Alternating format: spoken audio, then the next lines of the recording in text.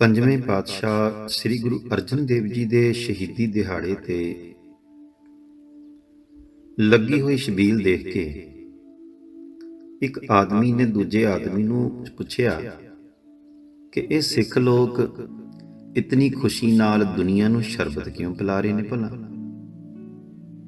ਤਾਂ ਦੂਸਰੇ ਆਦਮੀ ਨੇ ਅਣਜਾਣਤਾ ਵਿੱਚ ਜਵਾਬ ਦਿੱਤਾ ਕਿ ਅੱਜ ਸਿੱਖ ਬੜੇ ਖੁਸ਼ ਨਜ਼ਰ ਆ ਰਹੇ ਨੇ, ਲੱਗਦਾ ਹੈ ਕਿ ਇਹਨਾਂ ਦੇ ਗੁਰੂ ਦਾ ਅੱਜ ਜਨਮ ਦਿਨ ਹੈ, ਤਾਂ ਹੀ ਇਤਨੀ ਖੁਸ਼ੀ ਵਿੱਚ ਸ਼ਰਬਤ ਪਿਲਾ ਰਹੇ ਨੇ। ਕੋਲ ਖਲੋਤੇ ਇੱਕ ਪਿਆਰ ਵਾਲੇ ਗੁਰਸਿੱਖ ਦੇ ਕੰਨੀ ਜਦੋਂ ਇਹ ਗੱਲ ਪਈ ਤਾਂ ਉਸ ਦੀਆਂ ਅੱਖਾਂ ਵਿੱਚ ਹੰਝੂ ਆ ਗਏ। ਉਹ ਡੂੰਘੀ ਸੋਚ ਵਿੱਚ ਗੁਆਚ ਗਿਆ ਕਿ ਅਸੀਂ ਸਤਿਗੁਰਾਂ ਦੇ ਦਿਹਾੜਿਆਂ ਤੇ ਮਾਇਆ ਤਾਂ ਬਹੁਤ ਖਰਚ ਦਿੱਤੀ, ਪਰ ਆਪਣੇ ਸੁਨਹਿਰੀ ਇਤਿਹਾਸ ਦਾ ਸੁਨੇਹਾ ਸੰਸਾਰ ਨੂੰ ਪਹੁੰਚਾ ਨਾ ਸਕੇ। ਉਹ ਸਿੱਖੋ, ਅਸੀਂ ਕਿੰਨੇ ਅਕਿਰਤ ਕਣ ਹੋ ਗਏ ਹਾਂ। ਅਸੀਂ ਦੁਨੀਆ ਨੂੰ ਦੱਸ ਹੀ ਨਾ ਸਕੇ ਕਿ ਜਿਸ ਸਤਿਗੁਰੂ ਨੇ ਸੜਦੀ ਬਲਦੀ ਦੁਨੀਆ ਦੀ ਝੋਲੀ ਵਿੱਚ ਗੁਰਬਾਣੀ ਦੀ ਠੰਡ ਪਾਈ, ਉਸ ਸਤਿਗੁਰੂ ਜੀ ਨੂੰ ਅੱਜ ਦੇ ਦਿਨ ਜ਼ਾਲਮਾਂ ਨੇ ਉਬਲਦੀ ਦੇਗ ਵਿੱਚ ਉਬਾਲਿਆ, ਸੰਸਾਰ ਵਿੱਚ ਠੰਡ ਵਰਤਾਉਣ ਵਾਲੇ ਦੀ ਝੋਲੀ ਵਿੱਚ ਅੱਗ ਪਾਈ, ਤੱਤੀ ਤਵੀ ਤੇ ਬਿਠਾ ਕੇ ਸੀਸ ਵਿੱਚ ਗਰਮ ਰੇਤਾ ਪਾਇਆ।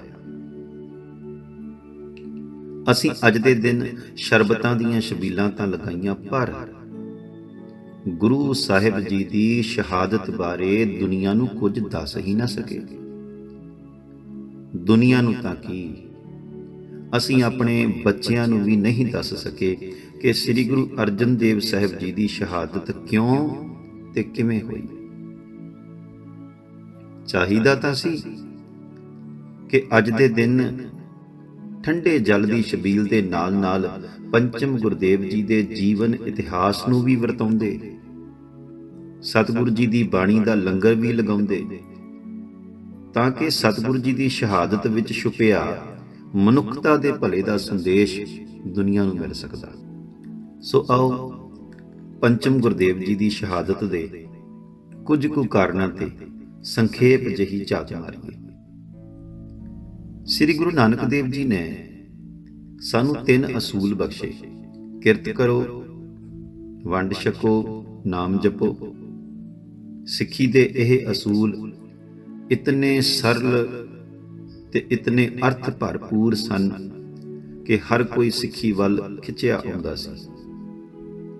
ਇਹ ਗੱਲ ਅਨਮਤਾਂ ਦੇ ਪ੍ਰਚਾਰਕ ਅਤੇ ਆਗੂ ਜਰ ਨਾ ਸਕੇ, ਕਿਉਂਕਿ ਉਹਨਾਂ ਦੀਆਂ ਝੂਠ ਦੀਆਂ ਦੁਕਾਨਾਂ ਜੋ ਸਨ ਉਹ ਬੰਦ ਹੋ ਰਹੀਆਂ ਸਨ। ਉਹਨਾਂ ਨੇ ਸਤਿਗੁਰੂ ਜੀ ਦੇ ਸਿਧਾਂਤਾਂ ਨੂੰ ਬੰਦ ਕਰਨ ਲਈ ਬੜੇ ਯਤਨ ਕੀਤੇ। ਸਤਿਗੁਰੂ ਜੀ ਨੂੰ ਸ਼ਹੀਦ ਕਰਾਉਣ ਵਿੱਚ ਵੀ ਕੋਈ ਕਸਰ ਨਹੀਂ ਛੱਡੀ। ਵਿਦਵਾਨਾਂ ਵੱਲੋਂ ਗੁਰਦੇਵ ਜੀ ਦੀ ਸ਼ਹਾਦਤ ਦੇ 10 ਪ੍ਰਮੁੱਖ ਕਾਰਨ ਮੰਨੇ ਗਏ ਨੇ। ਪਹਿਲਾ ਕਾਰਨ ਵਿਪਰਵਾਦ। ਬ੍ਰਾਹਮਣੀ ਮਤ ਵਿੱਚ ਸੂਤਕ, ਪਾਤਕ, ਵਰਤ, ਯੱਗ, ਹੋਮ, ਜੰਤਰ ਮੰਤਰ, ਸੰਗਰਾਂਦ, ਮੱਸਿਆ, ਪੁੰਨਿਆ, ਦਸਵੀਂ ਇਕਾਦਸ਼ੀ, ਮਹੂਰਤ, ਸ਼ਗਨ ਅਪਸ਼ਗਨ, ਦਾਨ ਪੁੰਨ, ਤੀਰਥ ਇਸ਼ਨਾਨ, ਸਰੀਰਾਂ ਨੂੰ ਕਸ਼ਟ ਦੇਣ ਵਾਲੇ ਤਪ, ਲੋਕਾਂ ਤੋਂ ਉਹਨਾਂ ਦੀ ਧਨ ਦੌਲਤ, ਜ਼ਮੀਨ ਜਾਇਦਾਦ ਦਾਨ ਵਿੱਚ ਲੈਣੀ, ਇੱਥੋਂ ਤੱਕ ਕਿ ਉਹਨਾਂ ਦੀਆਂ ਪਤਨੀਆਂ ਤੇ ਛੋਟੀਆਂ ਬੱਚੀਆਂ ਨੂੰ ਮੰਦਰਾਂ ਵਿੱਚ ਜ਼ਬਰੀ ਚੜਵਾ ਕੇ ਉਹਨਾਂ ਨਾਲ ਕੁਕਰਮ ਕਰਨੇ, ਅਤੇ ਹੋਰ ਕਈ ਤਰ੍ਹਾਂ ਦੇ ਕਰਮ ਕਾਂਡਾਂ ਤੇ ਪਖੰਡਾਂ ਕਾਰਨ ਮਨੁੱਖਤਾ ਦਾ ਸ਼ੋਸ਼ਣ ਇਤਨਾ ਵੱਧ ਗਿਆ ਸੀ ਕਿ ਲੋਕ ਤਰਾਹ ਤਰਾਹ ਕਰ ਉੱਠੇ ਸਨ। ਮਨੁੱਖ ਪਾਸੋਂ ਪਸ਼ੂਆਂ, ਪੰਛੀਆਂ, ਦਰਖਤਾਂ, ਪਹਾੜਾਂ, ਪੱਥਰਾਂ, ਮੁਰਦਿਆਂ ਦੀ ਪੂਜਾ ਕਰਵਾਈ ਗਈ। ਪਸ਼ੂਆਂ ਦਾ ਗੋਬਰ ਖਵਾਇਆ ਗਿਆ, ਇੱਥੋਂ ਤੱਕ ਪਸ਼ੂਆਂ ਦਾ ਮੂਤਰ ਪਿਲਾਇਆ ਗਿਆ, ਪਰ ਮਨੁੱਖ ਨੂੰ ਊਚ ਨੀਚ ਦਾ ਭੇਦ ਪਾ ਕੇ ਦੁਰਕਾਰਿਆ ਗਿਆ। ਅਖੌਤੀ ਨੀਚ ਜਾਤ ਦੇ ਲੋਕਾਂ ਤੇ ਅੰਤਾਂ ਦੇ ਜ਼ੁਲਮ ਕੀਤੇ ਗਏ। ਉਹਨਾਂ ਦੀਆਂ ਜ਼ੁਬਾਨਾਂ ਵਿੱਚ ਕਿਲ ਠੋਕੇ ਗਏ, ਕੰਨਾਂ ਵਿੱਚ ਸਿੱਕੇ ਢਾਲ ਕੇ ਪਾਏ ਗਏ, ਹੱਥ ਪੈਰ ਕੱਟ ਕੇ ਤੜਫਾਇਆ ਜਾਂਦਾ ਰਿਹਾ। ਗੁਰੂ ਨਾਨਕ ਦੇਵ ਸਾਹਿਬ ਜੀ ਨੇ ਐਸੇ ਜ਼ੁਲਮ ਕਰਨ ਵਾਲੇ ਬ੍ਰਾਹਮਣ ਨੂੰ ਜਗਤ ਕਸਾਈ ਕਹਿ ਕੇ ਸੰਬੋਧਨ ਕੀਤਾ। ਸਤਿਗੁਰੂ ਜੀ ਦਾ ਆਸਾ ਕੀ ਵਾਰ ਦੇ ਅੰਦਰ ਬਚਨ ਆਉਂਦਾ ਹੈ, ਮੱਥਾ ਟਿੱਕਾ ਤੇੜ ਧੋਤੀ ਕਖਾਈ, ਹੱਥ ਛੁਰੀ ਜਗਤ ਕਸਾਈ। ਗੁਰੂ ਸਾਹਿਬਾਨਾਂ ਨੇ ਇਹਨਾਂ ਲਤਾੜੇ ਹੋਏ ਲੋਕਾਂ ਨੂੰ ਆਪਣੇ ਗਲ ਨਾਲ ਲਾਇਆ ਤੇ ਉਹਨਾਂ ਨੂੰ ਆਰਾਮ ਦੀ ਅੰਸ਼ ਕਹਿ ਕੇ ਸਤਿਕਾਰ ਦਿੱਤਾ। ਉਹਨਾਂ ਨੂੰ ਬਰਾਬਰ ਸੰਗਤ ਤੇ ਪੰਗਤ ਵਿੱਚ ਬਿਠਾਇਆ, ਸਰੋਵਰ ਤੇ ਬੌਲੀਆਂ ਬਣਵਾਈਆਂ ਤਾਂ ਕਿ ਇੱਕੋ ਥਾਂ ਤੋਂ ਪਾਣੀ ਵਰਤ ਕੇ ਊਚ ਨੀਚ ਤੇ ਸੁੱਚ ਪਿੱਟ ਦਾ ਭੇਦ ਭਾਵ ਜੋ ਸੀ ਉਹ ਮੁੱਕ ਜਾਏ। ਅਖੌਤੀ ਨੀਚ ਜਾਤ ਦੇ ਮੰਨੇ ਜਾਣ ਵਾਲੇ ਭਗਤਾਂ ਨੂੰ ਗੁਰੂ ਗ੍ਰੰਥ ਸਾਹਿਬ ਜੀ ਵਿੱਚ ਸੁਸ਼ੋਭਿਤ ਕਰਕੇ ਅਤੇ ਭਗਤ ਕਹਿ ਕੇ ਸਨਮਾਨ ਦਿੱਤਾ। ਬ੍ਰਾਹਮਣਾਂ ਦੇ ਕਰਮ ਕਾਂਡਾਂ ਤੇ ਪਖੰਡਾਂ ਦੇ ਬਖੀਏ ਉਧੇੜ ਰਹੇ ਸਨ ਅਤੇ ਬ੍ਰਾਹਮਣ ਹੱਥੋਂ ਲੋਕਾਂ ਦੀ ਲੁੱਟ ਖਸੁੱਟ ਬੰਦ ਹੋਣ ਲੱਗੀ। ਆਪਣੀ ਰੋਜ਼ੀ ਰੋਟੀ ਬੰਦ ਹੁੰਦੀ ਦੇਖ ਕੇ ਹੁਣ ਬ੍ਰਾਹਮਣ ਘਬਰਾ ਗਏ। ਭਲਾ ਜਿਨ੍ਹਾਂ ਨੂੰ ਕਸਾਈ ਕਿਹਾ ਗਿਆ ਹੋਵੇ, ਜਿਨ੍ਹਾਂ ਦੀ ਪਖੰਡ ਦੀ ਦੁਕਾਨਦਾਰੀ ਬੰਦ ਹੁੰਦੀ ਹੋਵੇ, ਉਹ ਕਿਉਂ ਨਹੀਂ ਹੱਥ ਪੈਰ ਮਾਰੇਗਾ? ਉਹਨਾਂ ਬ੍ਰਾਹਮਣਾਂ ਨੇ ਅਕਬਰ ਦੇ ਸਮੇਂ ਤੋਂ ਹੀ ਬਾਦਸ਼ਾਹ ਕੋਲ ਗੁਰੂ ਸਾਹਿਬਾਨਾਂ ਵਿਰੁੱਧ ਚੁਗਲੀਆਂ ਕਰਨੀਆਂ ਸ਼ੁਰੂ ਕਰ ਦਿੱਤੀਆਂ ਸਨ। ਜਹਾਂਗੀਰ ਬਾਦਸ਼ਾਹ ਦੇ ਸਮੇਂ ਤੱਕ ਇਹ ਸਿਲਸਿਲਾ ਚੱਲਦਾ ਰਿਹਾ। ਬਿਪਰਵਾਦ ਵੱਲੋਂ ਬਾਦਸ਼ਾਹ ਨੂੰ ਕੀਤੀਆਂ ਸ਼ਿਕਾਇਤਾਂ ਸਤਿਗੁਰੂ ਜੀ ਦੀ ਸ਼ਹਾਦਤ ਦਾ ਇੱਕ ਕਾਰਨ ਸੀ। ਦੂਜਾ ਕਾਰਨ, ਬ੍ਰਾਹਮਣਾਂ ਦਾ ਇੱਕ ਹਥਿਆਰ ਕੱਟੜ ਬ੍ਰਾਹਮਣ ਮਹੇਸ਼ ਦਾਸ ਵੀ ਸੀ, ਜਿਹੜਾ ਬਾਅਦ ਵਿੱਚ ਬੀਰਬਲ ਦੇ ਨਾਮ ਨਾਲ ਪ੍ਰਸਿੱਧ ਹੋਇਆ। ਜੈਪੁਰ ਦੇ ਰਾਜੇ ਭਗਵਾਨ ਦਾਸ ਨੇ ਹਿੰਦੂ ਉੱਚ ਜਾਤ ਦੀ ਪਰਵਾਹ ਕੀਤੇ ਬਗੈਰ ਆਪਣੀ ਭਤੀਜੀ ਦਾ ਵਿਆਹ ਬਾਦਸ਼ਾਹ ਅਕਬਰ ਨਾਲ ਕਰ ਦਿੱਤਾ। ਉਸ ਵਿਆਹ ਵਿੱਚ ਮਹੇਸ਼ ਦਾਸ ਬ੍ਰਾਹਮਣ ਨੂੰ ਵੀ ਇੱਕ ਮਸਖਰੇ ਵਜੋਂ ਬਾਦਸ਼ਾਹ ਅਕਬਰ ਦੇ ਦਾਜ ਵਿੱਚ ਦਿੱਤਾ ਗਿਆ। ਇਹ ਬਹੁਤ ਚੁਸਤ ਦਿਮਾਗ ਤੇ ਹੁਸ਼ਿਆਰ ਮਸਖਰਾ ਸੀ, ਜੋ ਬਾਦਸ਼ਾਹ ਦਾ ਮਨੋਰੰਜਨ ਵੀ ਕਰਦਾ ਸੀ। ਬਾਦਸ਼ਾਹ ਦੇ ਨੇੜੇ ਹੋਣ ਦੇ ਕਾਰਨ ਇਹ ਬ੍ਰਾਹਮਣਾਂ ਦੀ ਇੱਕੋ ਇੱਕ ਉਮੀਦ ਸੀ, ਜੋ ਗੁਰੂ ਘਰ ਦੇ ਖਿਲਾਫ ਬਾਦਸ਼ਾਹ ਦੇ ਮਨ ਵਿੱਚ ਜ਼ਹਿਰ ਭਰ ਸਕਦਾ ਸੀ। ਇਸ ਨੇ ਵੀ ਗੁਰੂ ਘਰ ਵਿਰੁੱਧ ਖੁੱਲੇ ਦਿਲ ਨਾਲ ਬਾਦਸ਼ਾਹ ਅਕਬਰ ਦੇ ਕੰਨ ਭਰੇ, ਪਰ ਬਾਦਸ਼ਾਹ ਸਦਾ ਗੁਰੂ ਘਰ ਦੇ ਸੁਨਹਿਰੀ ਅਸੂਲਾਂ ਨੂੰ ਸਤਿਕਾਰ ਦਿੰਦਾ ਰਿਹਾ। ਗੁਰੂ ਘਰ ਦੇ ਵਿਰੁੱਧ ਬੋਲਣ ਵਾਲੇ ਇਸ ਬੀਰਬਲ ਦੀ ਮੌਤ ਗੁਰੂ ਅਰਜਨ ਦੇਵ ਸਾਹਿਬ ਜੀ ਦੀ ਸ਼ਹੀਦੀ ਤੋਂ ਪਹਿਲਾਂ ਹੀ ਹੋ ਗਈ ਸੀ। ਤੀਜਾ ਕਾਰਨ, ਪ੍ਰਿਥੀ ਚੰਦ, ਗੁਰੂ ਅਰਜਨ ਦੇਵ ਜੀ ਦਾ ਵੱਡਾ ਭਰਾ ਵੀ ਪ੍ਰਿਥੀ ਚੰਦ ਜੋ ਸੀ, ਬ੍ਰਾਹਮਣਾਂ ਦੀਆਂ ਗੱਲਾਂ ਵਿੱਚ ਆ ਕੇ ਤੇ ਗੁਰਗੱਦੀ ਦੇ ਲਾਲਚ ਵਿੱਚ ਗੁਰੂ ਸਾਹਿਬ ਦੀ ਵਿਰੋਧਤਾ ਕਰਦਾ ਰਿਹਾ। ਕਦੇ ਗੁਰੂ ਸਾਹਿਬ ਦੀ ਦਸਤਾਰ ਨੂੰ ਹੱਥ ਪਾ ਕੇ ਤੇ ਕਦੀ ਗੁਰੂ ਕੇ ਲੰਗਰ ਨੂੰ ਨਾਕਾਬੰਦੀ ਕਰਕੇ ਇਸ ਨੇ ਵੀ ਖੁੱਲ੍ਹ ਕੇ ਵਿਰੋਧਤਾ ਕਰਨੀ ਸ਼ੁਰੂ ਕਰ ਦਿੱਤੀ। ਇਸ ਨੇ ਗੁਰੂ ਸਾਹਿਬ ਵਿਰੁੱਧ ਇੱਕ ਸ਼ਿਕਾਇਤਨਾਮਾ ਤਿਆਰ ਕਰਕੇ ਬਾਦਸ਼ਾਹ ਅਕਬਰ ਦੇ ਅੱਗੇ ਪੇਸ਼ ਕੀਤਾ, ਪਰ ਬਾਦਸ਼ਾਹ ਵੱਲੋਂ ਕਰਵਾਈ ਪੜਤਾਲ ਵਿੱਚ ਝੂਠਾ ਸਾਬਤ ਹੋਣ ਕਾਰਨ ਇਸ ਨੂੰ ਬਾਦਸ਼ਾਹ ਵੱਲੋਂ ਬਹੁਤ ਜ਼ਲੀਲ ਕੀਤਾ। ਬੀਰਬਲ ਨਾਲ ਮਿਲ ਕੇ ਗੁਰੂ ਸਾਹਿਬ ਉੱਤੇ ਸੁਲਭੀ ਖਾਨ ਅਤੇ ਉਸਦੇ ਚਾਚਾ ਸੁਲਹੀ ਖਾਨ ਨੂੰ ਫੌਜਾਂ ਸਮੇਤ ਚੜ੍ਹਾ ਕੇ ਲਿਆਉਣ ਵਾਲਾ ਵੀ ਪ੍ਰਿਥੀ ਚੰਦ ਹੀ ਸੀ।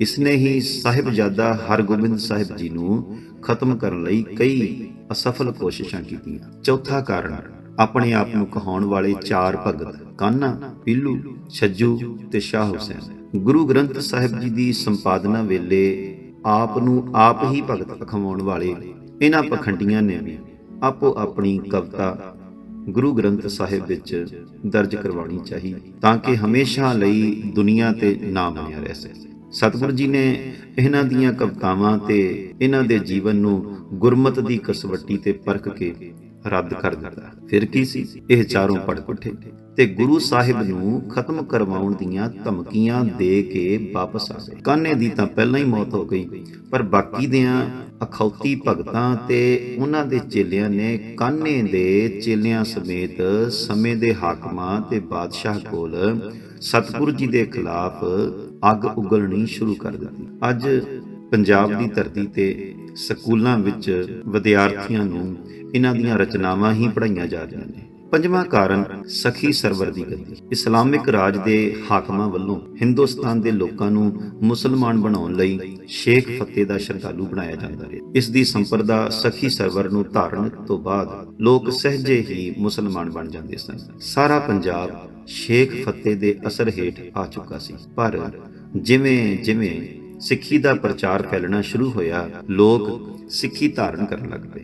ਜਦੋਂ ਸਖੀ ਸਰਵਰ ਦੇ ਮਤ ਦਾ ਪ੍ਰਚਾਰ ਕਰਨ ਵਾਲੇ ਦੋ ਵੱਡੇ ਪ੍ਰਚਾਰਕ ਭਾਈ ਮੰਝ ਜੀ ਅਤੇ ਭਾਈ ਬਹਿਲੋ ਜੀ ਸਖੀ ਸਰਵਰੀ ਮਤ ਛੱਡ ਕੇ ਗੁਰੂ ਸਾਹਿਬ ਦੇ ਸਿੱਖ ਬਣ ਗਏ, ਤਾਂ ਮਾਨੋ ਪੰਜਾਬ ਦੀ ਧਰਤੀ ਤੇ ਸਖੀ ਸਰਵਰ ਮਤ ਦੀ ਰੀੜ ਦੀ ਹੱਡੀ ਹੀ ਟੁੱਟ ਗਈ। ਇਸ ਘਟਨਾ ਨਾਲ ਸਖੀ ਸਰਵਰੀਏ ਮੱਚ ਉੱਠੇ। ਖਿਆਲ ਕਰਨਾ, ਇਹ ਸ਼ੇਖ ਫਤਿਹ ਉਹੀ ਹੈ ਜਿਸ ਦੀ ਕਬਰ ਨੂੰ ਭੋਲੇ ਭਾਲੇ ਸਿੱਖ ਸਤਿਗੁਰੂ ਦਾ ਸ਼ਰਧਾਲੂ ਜਾਣ ਕੇ ਅੱਜ ਤੱਕ ਪੂਜ ਰਹੇ ਨੇ, ਤੇ ਹੁਣ ਕੁਝ ਦਿਨ ਪਹਿਲਾਂ ਹੀ ਉਸ ਦੀ ਕਬਰ ਤੋਂ ਸਿੱਖ ਸੰਗਤਾਂ ਨੇ ਨਿਸ਼ਾਨ ਸਾਹਿਬ ਉਤਾਰਿਆ ਤੇ ਪੰਥ ਨੂੰ ਗੁਰੂ ਸਾਹਿਬ ਦੇ ਇਸ ਦੁਸ਼ਮਣ ਬਾਰੇ ਸੁਚੇਤ ਕੀਤਾ। ਛੇਵਾਂ ਕਾਰਨ ਨਕਸ਼ਬੰਦੀ। ਤੁਰਾਨ ਦੀ ਪੈਦਾਵਾਰ ਖਵਾਜਾ ਮੁਹੰਮਦ ਬਾਕੀ ਬਿੱਲਾ ਰਾਹੀਂ ਇੱਕ ਹੋਰ ਨਵਾਂ ਸੂਫੀ ਸਿਲਸਿਲਾ ਹਿੰਦੁਸਤਾਨ ਆ ਪਹੁੰਚਿਆ, ਜਿਹੜਾ ਨਕਸ਼ਬੰਦੀ ਕਰਕੇ ਮਸ਼ਹੂਰ ਹੋਇਆ। ਹਿੰਦੁਸਤਾਨ ਵਿੱਚ ਇਸਲਾਮਿਕ ਰਾਜ ਦੇਖ ਕੇ ਇਸ ਨੇ ਨਕਸ਼ਬੰਦੀ ਨੂੰ ਫੈਲਾਉਣ ਲਈ ਰਾਜ ਸ਼ਕਤੀ ਨੂੰ ਵਰਤਿਆ।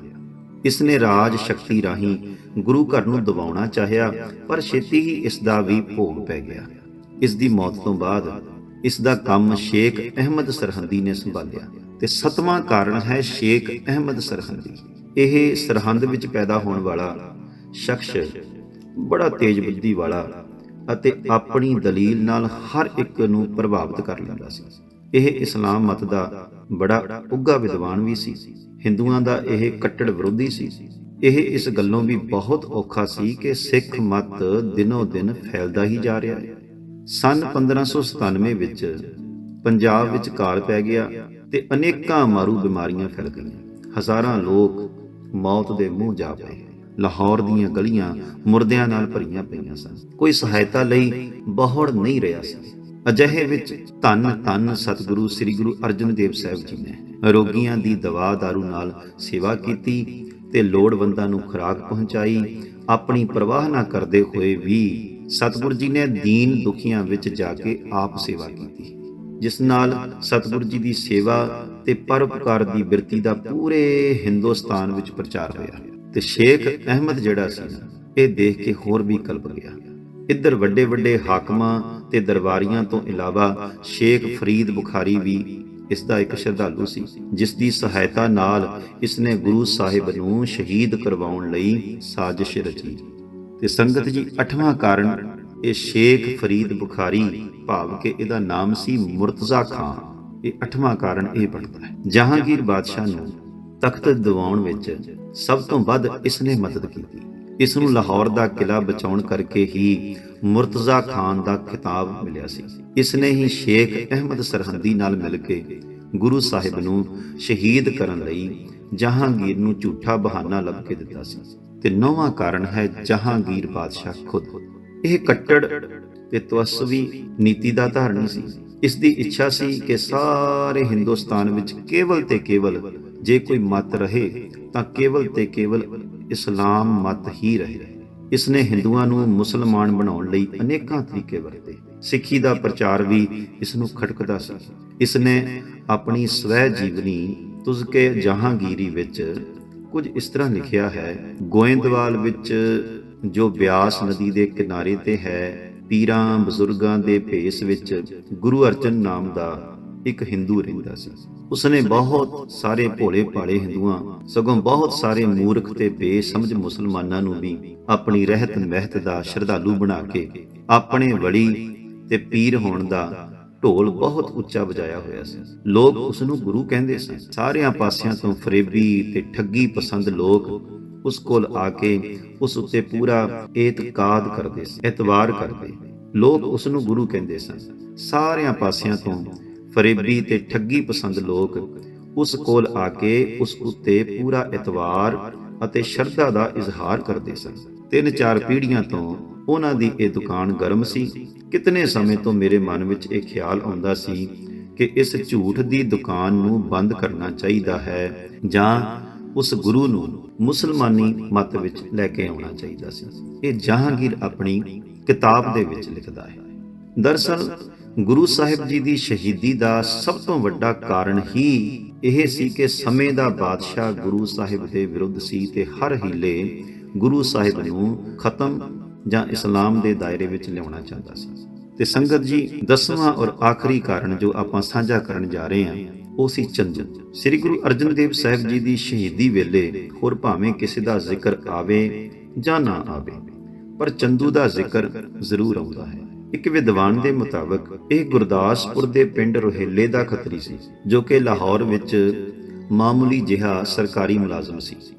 ਇਸ ਬਾਰੇ ਇਹ ਕਿਹਾ ਜਾਂਦਾ ਹੈ ਕਿ ਇਸ ਦੀ ਧੀ ਲਈ ਚੰਦੂ ਦੇ ਪੁਰੋਹਿਤ ਸਾਹਿਬਜ਼ਾਦੇ ਹਰਗੋਬਿੰਦ ਸਾਹਿਬ ਜੀ ਦਾ ਰਿਸ਼ਤਾ ਕਰ ਗਏ। ਇਸ ਨੂੰ ਪਤਾ ਲੱਗਣ ਤੇ ਅੰਦਰੋਂ ਤਾਂ ਬੜਾ ਖੁਸ਼ ਹੋਇਆ, ਪਰ ਹੰਕਾਰ ਵਿੱਚ ਪੁਰੋਹਿਤ ਨੂੰ ਕਹਿ ਦਿੱਤਾ ਕਿ ਤੂੰ ਚੁਬਾਰੇ ਦੀ ਇੱਟ ਮੋਰੀ ਨੂੰ ਲਾ ਕੇ ਆ ਗਿਆ।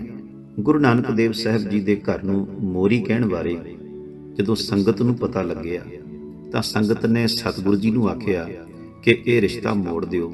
ਸਤਿਗੁਰੂ ਜੀ ਨੇ ਸੰਗਤ ਦਾ ਹੁਕਮ ਮੰਨ ਕੇ ਰਿਸ਼ਤਾ ਵਾਪਸ ਮੋੜ ਦਿੱਤਾ ਤੇ ਇਸ ਗੱਲੋਂ ਇਹ ਵੀ ਬੇਇੱਜ਼ਤੀ ਵਿੱਚ ਸੜ ਬਲ ਕੋਲੇ ਹੋ ਗਿਆ। ਸਤਿਗੁਰੂ ਜੀ ਦੀ ਸ਼ਹੀਦੀ ਵੇਲੇ ਇਸ ਦੀ ਡਿਊਟੀ ਲੱਗ ਜਾਣ ਕਾਰਨ ਇਸ ਨੇ ਸਤਿਗੁਰੂ ਜੀ ਨੂੰ ਤਸੀਹੇ ਦੇ ਕੇ ਰੱਜ ਕੇ ਦਿਲ ਦੀ ਪੜਾਸ ਕੱਢੀ। ਚੰਦੂ ਦੇ ਕਾਰਨ ਸਤਿਗੁਰੂ ਜੀ ਦੀ ਸ਼ਹਾਦਤ ਨੂੰ ਇੱਕ ਪਰਿਵਾਰਕ ਝਗੜਾ ਕਹਿਣਾ ਸਤਿਗੁਰਾਂ ਦੀ ਸ਼ਹਾਦਤ ਦੀ ਮਹਾਨਤਾ ਘਟਾਉਣਾ ਹੈ, ਜੋ ਸਤਿਗੁਰੂ ਜੀ ਨੇ ਗੁਰੂ ਗ੍ਰੰਥ, ਗੁਰੂ ਪੰਥ ਅਤੇ ਸਾਰੀ ਮਨੁੱਖਤਾ ਦੇ ਭਲੇ ਲਈ ਸ਼ਹਾਦਤ ਦਿੱਤੀ ਹੈ। ਇਸ ਪਾਤਰ ਨੂੰ ਅਜੇ ਹੋਰ ਵਿਚਾਰਨ ਦੀ ਲੋੜ ਹੈ, ਲੇਕਿਨ ਸਾਡੇ ਕੋਲ ਸਮਾਂ ਘੱਟ ਹੈ, ਇਸ ਕਰਕੇ ਅਸੀਂ ਇਹ 10 ਪ੍ਰਮੁੱਖ ਜਿਹੜੇ ਕਾਰਨ ਸਨ ਉਹ ਆਪਾਂ ਵਾਚੇ ਨੇ। ਗੁਰੂ ਅਰਜਨ ਦੇਵ ਜੀ ਨੂੰ ਖਤਮ ਕਰਨ ਲਈ ਕਿਸੇ ਬਹਾਨੇ ਦੀ ਲੋੜ ਸੀ। ਉਹ ਬਹਾਨਾ ਸ਼ੇਖ ਅਹਿਮਦ ਸਰਹੰਦੀ ਅਤੇ ਸ਼ੇਖ ਫਰੀਦ ਬੁਖਾਰੀ ਮੁਰਤਜ਼ਾ ਖਾਨ ਨੇ ਬਣਾਇਆ। ਜਦੋਂ ਜਹਾਂਗੀਰ ਦਾ ਪੁੱਤਰ ਖੁਸਰੋ ਬਗਾਵਤ ਕਰਕੇ ਦੌੜਿਆ ਤਾਂ ਰਸਤੇ ਵਿੱਚ ਇਸ ਦੇ ਕੁਝ ਹਮਾਇਤੀਆਂ ਨੇ ਇਸ ਦੀ ਸਹਾਇਤਾ ਵੀ ਕੀਤੀ। ਪਿੱਛੇ ਮੁਰਤਜ਼ਾ ਖਾਨ ਇਸ ਦੇ ਹਮਾਇਤੀਆਂ ਨੂੰ ਸਜ਼ਾ ਵੀ ਦਿੰਦਾ ਆ ਰਿਹਾ ਸੀ। ਜਿਹੜੇ ਖੁਸਰੋ ਦੇ ਸਾਥੀ ਬਚ ਗਏ ਉਹਨਾਂ ਨੂੰ ਜਹਾਂਗੀਰ ਨੇ ਸਜ਼ਾਵਾਂ ਦਿੱਤੀਆਂ। ਕੁਝ ਦਿਨਾਂ ਬਾਅਦ ਇਹ ਚਾਲ ਚੱਲੀ ਗਈ ਕਿ ਕਿਉਂ ਨਾ ਗੁਰੂ ਅਰਜਨ ਦੇਵ ਸਾਹਿਬ ਜੀ ਨੂੰ ਖੁਸਰੋ ਦਾ ਸਾਥ ਦੇਣ ਦੇ ਜ਼ੁਲਮ ਵਿੱਚ ਖਤਮ ਕਰ ਦਿੱਤਾ ਜਾਵੇ। ਮੌਕੇ ਦਾ ਫਾਇਦਾ ਉਠਾ ਕੇ ਸ਼ੇਖ ਅਹਿਮਦ ਸਰਹੰਦੀ ਤੇ ਮੁਰਤਜ਼ਾ ਖਾਨ ਦੀ ਚੰਡਾਲ ਚੌਂਕੜੀ ਨੇ ਇੱਕ ਝੂਠੀ ਸ਼ਿਕਾਇਤ ਜਹਾਂਗੀਰ ਬਾਦਸ਼ਾਹ ਦੇ ਅੱਗੇ ਪੇਸ਼ ਕਰ ਦਿੱਤੀ ਕਿ ਗੋਇੰਦਵਾਲ ਸਾਹਿਬ ਵਿਖੇ ਗੁਰੂ ਸਾਹਿਬ ਨੇ ਖੁਸਰੋ ਦੀ ਮਦਦ ਕੀਤੀ ਤੇ ਉਸ ਦੇ ਮੱਥੇ ਤੇ ਤਿਲਕ ਲਗਾ ਕੇ ਰਾਜ ਭਾਗ ਹੋਣ ਦਾ ਉਸ ਨੂੰ ਆਸ਼ੀਰਵਾਦ ਵੀ ਦਿੱਤਾ ਹੈ। ਹਾਲਾਂਕਿ ਉਸ ਸਮੇਂ ਗੁਰੂ ਸਾਹਿਬ ਗੋਇੰਦਵਾਲ ਨਹੀਂ ਬਲਕਿ ਅੰਮ੍ਰਿਤਸਰ ਸਾਹਿਬ ਦੀ ਧਰਤੀ ਤੇ ਮੌਜੂਦ ਸਨ। ਦੂਜਾ, ਗੁਰੂ ਨਾਨਕ ਦੇਵ ਸਾਹਿਬ ਜੀ ਦੇ ਘਰ ਤਾਂ ਕੋਈ ਵੀ ਆ ਸਕਦਾ ਹੈ। ਤੀਜਾ, ਮੱਥੇ ਤੇ ਤਿਲਕ ਲਗਾਉਣ ਦੀ ਸਿੱਖ ਧਰਮ ਵਿੱਚ ਕੋਈ ਮਰਿਆਦਾ ਹੀ ਨਹੀਂ। ਫਿਰ ਵੀ ਸਤਿਗੁਰੂ ਜੀ ਨੂੰ ਗ੍ਰਿਫਤਾਰ ਕਰਨ ਲਈ ਜਹਾਂਗੀਰ ਨੇ ਆਪਣੇ ਸਿਪਾਹੀ ਭੇਜੇ ਤੇ ਇਹ ਬਹਾਨਾ ਲਗਾ ਕੇ ਸਤਿਗੁਰੂ ਜੀ ਨੂੰ ਲਾਹੌਰ ਵਿਖੇ ਕੈਦ ਕਰ ਲਿਆ ਗਿਆ। ਇੱਥੇ ਸਤਿਗੁਰੂ ਜੀ ਨੂੰ ਭਿਆਨਕ ਤਸੀਹੇ ਦਿੱਤੇ ਗਏ। ਭੋਜਨ ਅਤੇ ਪਾਣੀ ਤੱਕ ਬੰਦ ਕਰ ਦਿੱਤਾ ਗਿਆ। ਕੁਝ ਸ਼ਰਤਾਂ ਰੱਖੀਆਂ ਗਈਆਂ, ਜਿਸ ਵਿੱਚੋਂ ਇੱਕ ਇਹ ਵੀ ਸੀ ਕਿ ਸਿੱਖੀ ਛੱਡ ਕੇ ਇਸਲਾਮ ਧਰਮ ਧਾਰਨ ਕਰ ਲਵੋ ਜਾਂ ਸ਼ਾਹੀ ਖਜ਼ਾਨੇ ਵਿੱਚ ਟੈਕਸ ਭਰੋ। ਔਰ ਇਹ ਵੀ ਕਾਰਨ ਸੀ ਗੁਰੂ ਗ੍ਰੰਥ ਸਾਹਿਬ ਜੀ ਦੀ ਬਾਣੀ ਵਿੱਚ ਹਜ਼ਰਤ ਮੁਹੰਮਦ ਸਾਹਿਬ ਦੀ ਸਿਫਤ ਦਾ ਸ਼ਬਦ ਵੀ ਰਚ ਕੇ ਦਰਜ ਕਰਨ ਲਈ ਕਿਹਾ ਗਿਆ। ਸਤਿਗੁਰੂ ਜੀ ਦਾ ਜਵਾਬ ਇਹ ਸੀ ਕਿ ਅਸੀਂ ਆਪਣੇ ਧਰਮ ਵਿੱਚ ਦ੍ਰਿੜ ਹਾਂ। ਕਿਰਤੀ ਸਿੱਖਾਂ ਦੀ ਨੇਕ ਖੂਨ ਪਸੀਨੇ ਦੀ ਕਮਾਈ ਨਾਲ ਗੁਰੂ ਕੇ ਲੰਗਰ ਤਾਂ ਚਲਾਏ ਜਾ ਸਕਦੇ ਨੇ ਜਾਂ ਲੋੜਵੰਦਾਂ ਦੀ ਮਦਦ ਤਾਂ ਕੀਤੀ ਜਾ ਸਕਦੀ ਹੈ, ਪਰ ਸ਼ਾਹੀ ਖਜ਼ਾਨੇ ਨਹੀਂ ਭਰੇ ਜਾ ਸਕਦੇ। ਬਾਕੀ ਰਹੀ ਗੱਲ ਗੁਰਬਾਣੀ ਦੀ, ਇਸ ਵਿੱਚ ਕੇਵਲ ਤੇ ਕੇਵਲ ਇੱਕ ਅਕਾਲ ਪੁਰਖ ਦੀ ਹੀ ਸਿਫਤ ਹੈ। ਉਹ ਮੇਰੇ ਤੋਂ ਜੋ ਮੇਰੇ ਮਾਲਕ ਨੇ ਬੁਲਾ ਲਿਆ ਉਹੀ ਦਰਜ ਹੈ। ਸਤਿਗੁਰੂ ਜੀ ਦਾ ਬਚਨ ਹੈ, ਹਉ ਆਪਹੁ ਬੋਲ ਨਾ ਜਾਣਦਾ, ਮੈਂ ਕਹਿਆ ਸਭ ਹੁਕਮਾਓ ਜੀਓ। ਇਹ ਜਵਾਬ ਸੁਣ ਕੇ ਸਤਿਗੁਰੂ ਜੀ ਨੂੰ ਉਬਲਦੀ ਦੇਗ ਵਿੱਚ ਬਿਠਾਇਆ ਗਿਆ। ਫਿਰ ਤੱਤੀ ਤਵੀ ਤੇ ਬਿਠਾ ਕੇ ਗਰਮ ਰੇਤ ਸਰੀਰ ਤੇ ਪਾਈ ਗਈ। ਜਦੋਂ ਸਰੀਰ ਬਿਲਕੁਲ ਨਿਢਾਲ ਹੋ ਗਿਆ ਤੇ ਸਰੀਰ ਦੀ ਚਮੜੀ ਦੀ ਚਰਬੀ ਢਲਣ ਲੱਗੀ। ਇਤਿਹਾਸਕਾਰਾਂ ਮੁਤਾਬਕ ਅਖੀਰ 30 ਮਈ 1606 ਈਸਵੀ ਨੂੰ ਰਾਵੀ ਦਰਿਆ ਵਿੱਚ ਸਤਿਗੁਰੂ ਜੀ ਦੇ ਸਰੀਰ ਨੂੰ ਰੋੜ ਕੇ ਸ਼ਹੀਦ ਕਰ ਦਿੱਤਾ ਗਿਆ। ਹੋਈਆਂ ਭੁੱਲਾਂ ਦੀ ਖਿਮਾ। ਵਾਹਿਗੁਰੂ ਜੀ ਕਾ ਖਾਲਸਾ, ਵਾਹਿਗੁਰੂ ਜੀ ਕੀ ਫਤਿਹ।